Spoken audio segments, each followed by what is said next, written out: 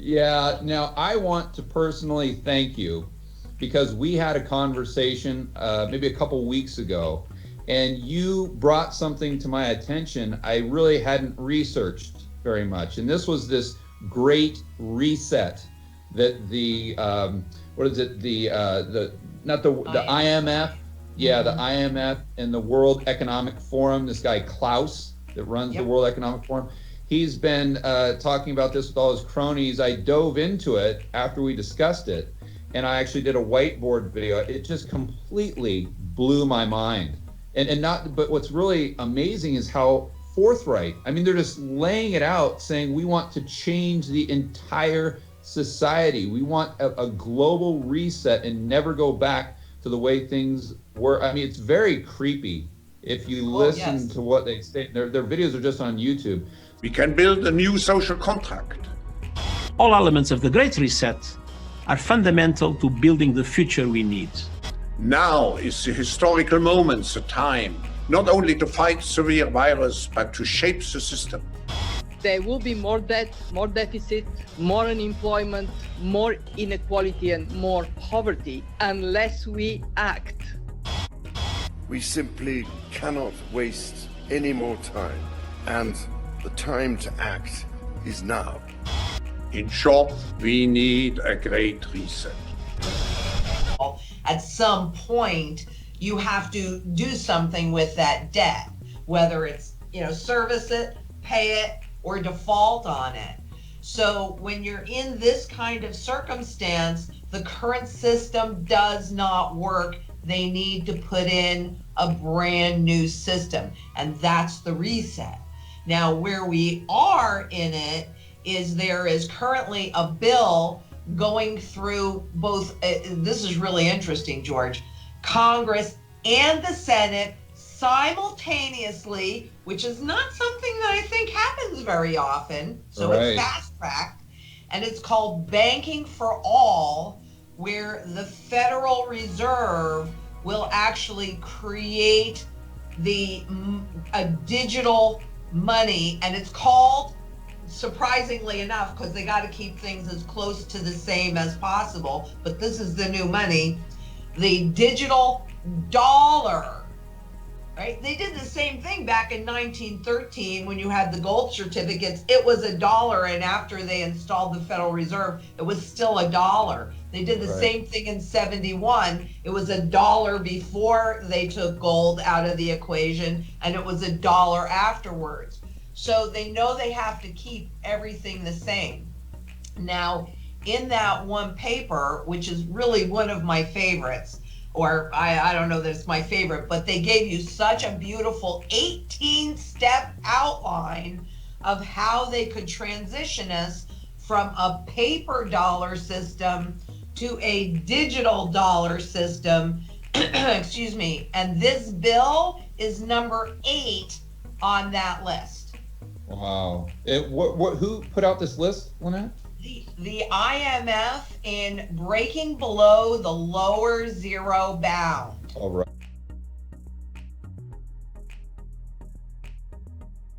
And the other big piece that people don't realize is that it gives the central bank direct and immediate control and their vision to see if their policy choices are doing what they want.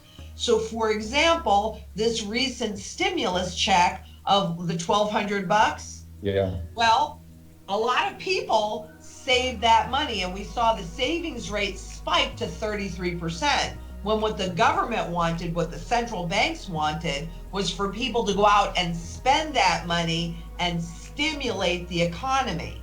Right. Now, once it's in a digital wallet, but it's still a digital dollar, well, then they have the ability to go below zero.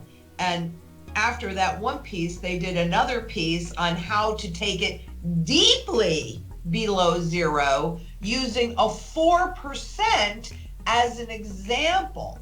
So you've got this bank account and you have $1,000 in it, let's just say, and you're not spending any money, but you're now going deeply negative, and you're just watching your principal evaporate.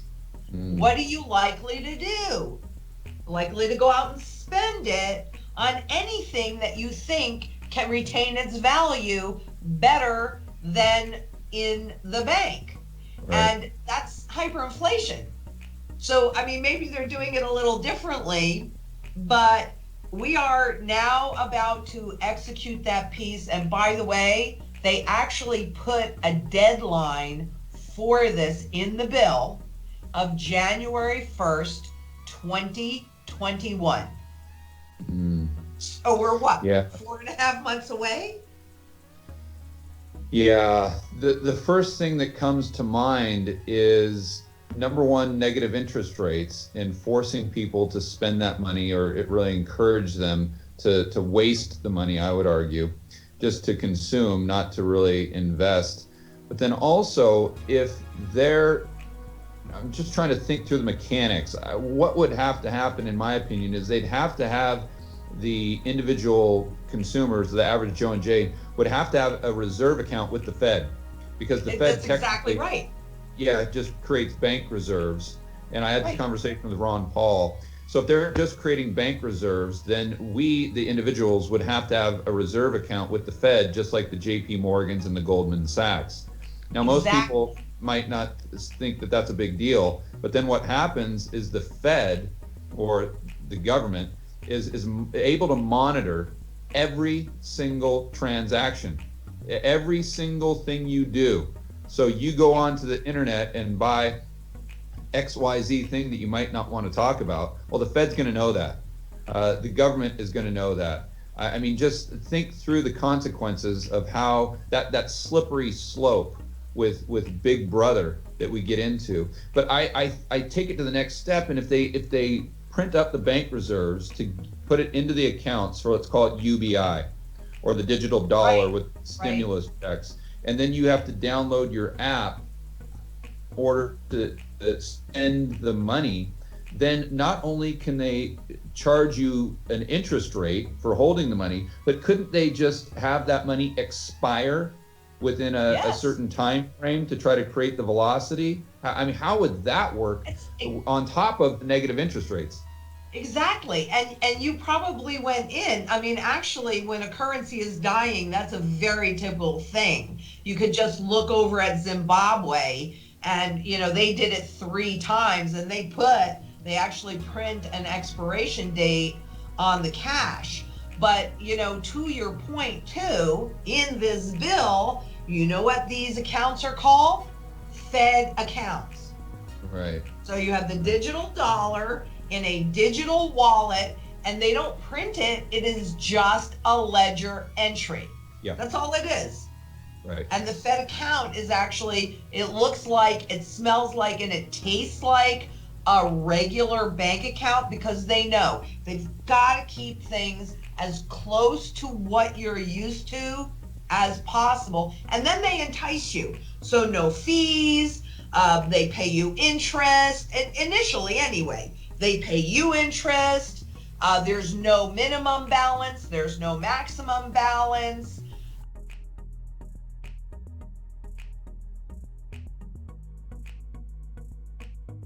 Why do governments care about that? Because for them, it's about taxation.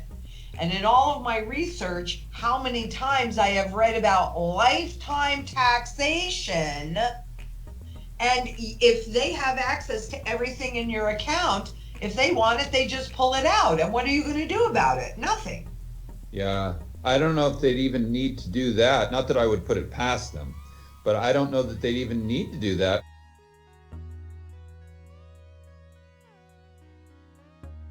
To pay off this 26 trillion plus in on-balance sheet debt, not talking about the off-balance sheet debt, but just the on-balance sheet. And that's really, I think, one of their main objectives, is to just deleverage this debt through an inflationary spiral, call it. So if they can control the M2 money supply and velocity, they can control the entire equation. And then they can just turn the dial up and down on however much debt or however much debt burden they want to reduce by paying it back with cheaper currency units.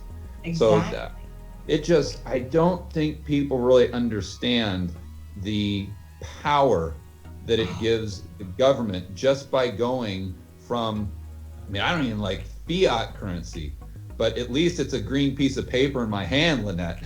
Right. this digital dollar. It is a debt instrument that has a zero coupon. In other words, it doesn't charge you interest. It doesn't pay you interest. This is the problem for them going deeply below zero. They've got to get rid of it. But if they go in and they take it away from you, well, now you're hackled on, no, what are you taking away my dollar? They want you to volunteer it. And a lot of people have volunteered it during this corona pandemic. Yeah, right. But I think people that would have the opposite side of the argument would say, oh, Lynette, you're just worried, you're just fear mongering or whatever. We already have a digital dollar. So what's the big deal if the Fed has a digital dollar?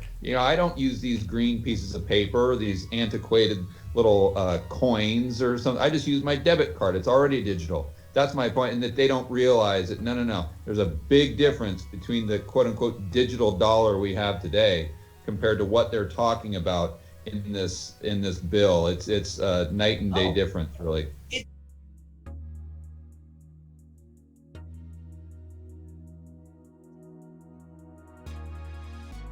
It's crazy because right now, the way the system is set up, they can make policy, and then the bank's job is to carry out that policy.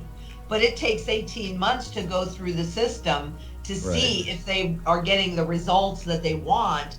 This makes it instantaneous. So if you aren't spending fast enough, guess what happens to your principal balance? It evaporates that much faster to inspire you to volunteer. And frankly, this is really what makes physical gold and silver in your possession that much more critical. Because 100% of the time, you can convert it into whatever that current currency is, and therefore protect your purchasing power, which is what matters to people. What can I buy with these dollars, whether they're paper-based or digital-based or anything? What can I buy with them? Because that's what we really need.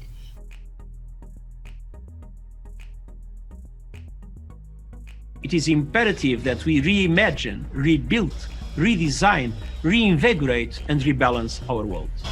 75 years ago, countries and people came together to shape the post-war global order.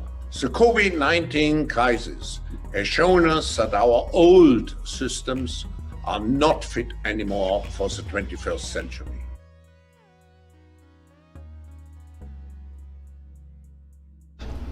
Ele vai falar que o Banco dos Bancos já está realmente programando o fim do dinheiro físico e o quanto que isso pode impactar na população. Então, vamos dar uma olhadinha. É um vídeo curto. Os governos e os bancos centrais estão a pensar numa coisa que eu acho altamente perigosa.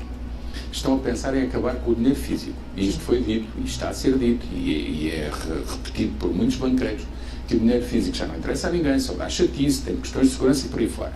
O principal banco a falar nisto é um banco muito discreto, que é uma Câmara de Compensação Internacional gigantesca, que é o Banco de Pagamentos Internacionais. Está em Basileia, na Suíça, que é o chamado Banco dos Bancos. Manda muito mais que a Goldman Sachs, ao contrário do que se diz, que é o verdadeiro banco do Sistema Mundial de Bancos, cujo presidente e cujo board da administração anda a dizer repetidamente que isto mais ano menos ano tem que se acabar com o dinheiro, porque só dá chatice. Ora, o que é que eu vejo aí?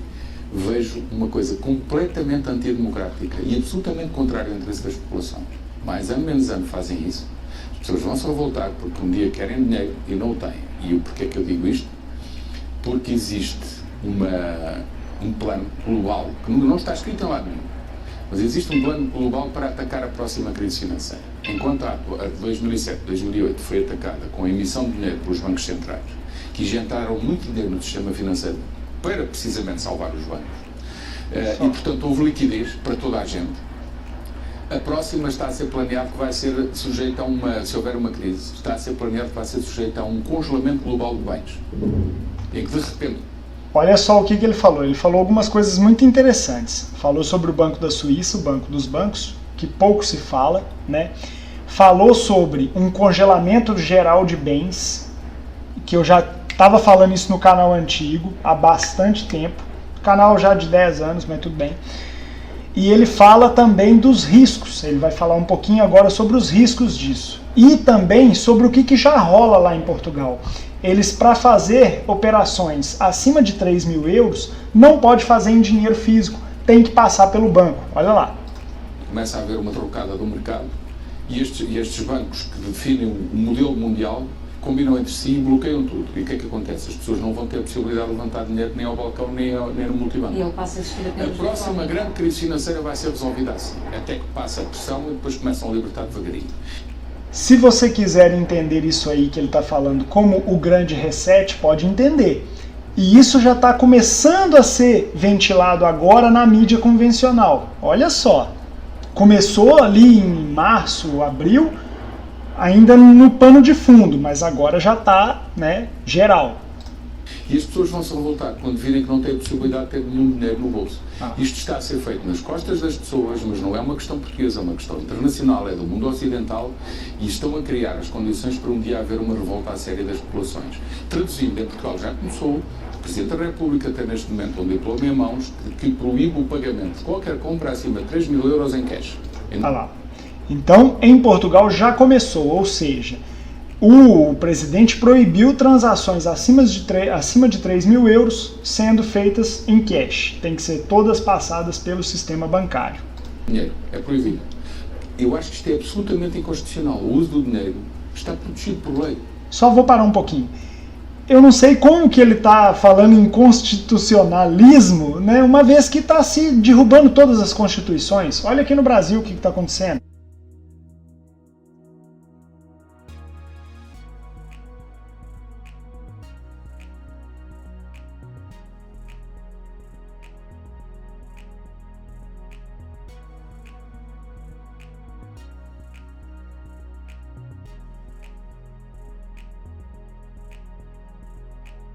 Acho que é absolutamente inconstitucional. Vamos a ver o que é que o Presidente faz. Uma resposta muito Mas tem tudo a ver com esta questão. A questão suscitada pelo António Pires fica mais só para completar, é que todo este movimento serviu. E só vou puxar um parêntese. Olha como é que a mulher tentou calar a boca dele. Deixa eu voltar só um pouquinho, porque aí ele começou a falar demais, igual eu tô fazendo aqui, e aí a mulher começou... Não, então você tá vendo... Olha só. Então, a questão suscitada... Vamos a ver o que é que o Presidente faz. O uso do dinheiro está protegido por lei. Acho que é absolutamente inconstitucional. Vamos a ver o que é que o Presidente faz. Uma resposta muito Mas tem tudo a ver com esta questão. A questão suscitada pelo António Pires fica mais só para completar, é que todo este movimento servirá para... Aí a mulher, a repórter já começou... exclusivamente dos bancos e do dinheiro que não existe, que é virtual, para ser obrigados a pagar as comissões todas e mais algumas. As pessoas ficarão indefesas, completamente indefesas. Completamente indefesas. Mas assim, em síntese, né, em suma, o que está rolando? Aquele papo do grande reset está acontecendo. E aí o recado que eu tenho para dar para os produtores de conteúdo também. Gente, para de ficar em cima do muro, começa realmente a falar abertamente, porque o tempo está se esgotando. E daqui a pouco realmente não vai ter nem o que você falar seguindo diretriz de comunidade, não seguindo diretriz de comunidade. Então alerte enquanto é tempo.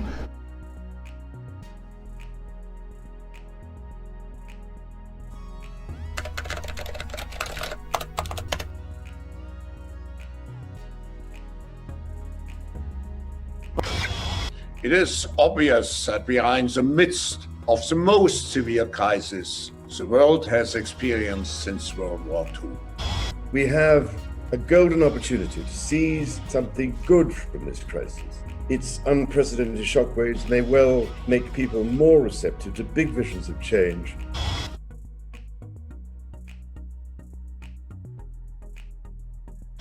Therefore, we have a unique but rapidly shrinking window of opportunity to learn lessons and reset ourselves on a more sustainable path.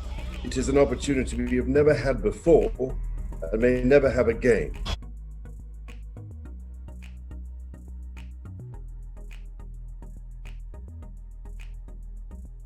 este mundo globalista, ou seja, um governo global, transnacional, com várias entidades controlando e solapando as bases de representação tradicionais das populações, este talvez seja o nosso maior inimigo em 2020.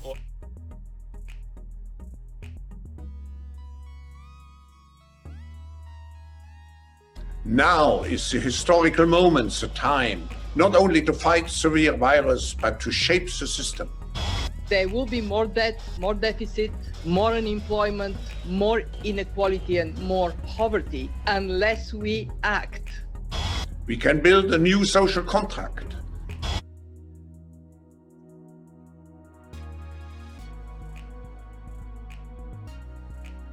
We have a golden opportunity to seize something good from this crisis. Its unprecedented shockwaves may well make people more receptive to big visions of change.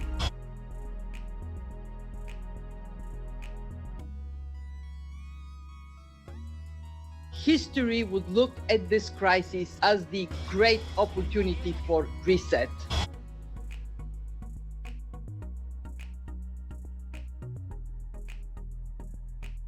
É só você ver países que vivem há dezenas de anos sobre ditaduras terríveis, né, como seja a Coreia do Norte, mesmo a China, onde a pessoa não tem liberdade nenhuma. Então isso dá uma pequena amostra do que a gente pode ainda chegar. Por mais que seja impensável ainda, se a gente não tomar atitude e tomar coragem, eu acho que as coisas podem ir cada vez pior, por mais que seja difícil a gente acreditar nisso.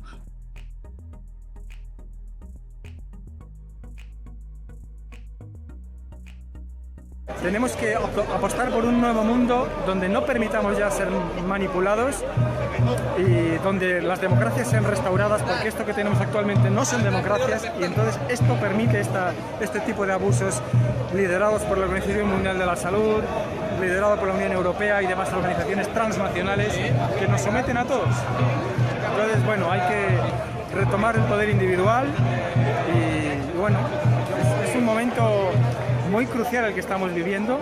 Estamos en una disyuntiva en donde podemos caer en la mayor dictadura global que el mayor dictador hubiera soñado jamás, o por el contrario, ser todo esto destapado, descubierto.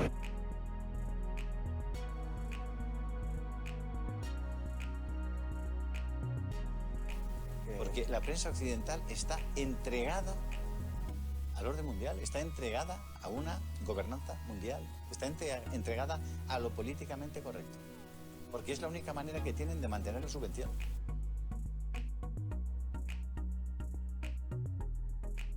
A oportunidade de se transformar em realidade o projeto dos sonhos de Bill Gates está cada vez mais próximo, trazendo consigo o medo aí de transformar o mundo em uma sociedade onde o indivíduo possa ser controlado como um controle remoto.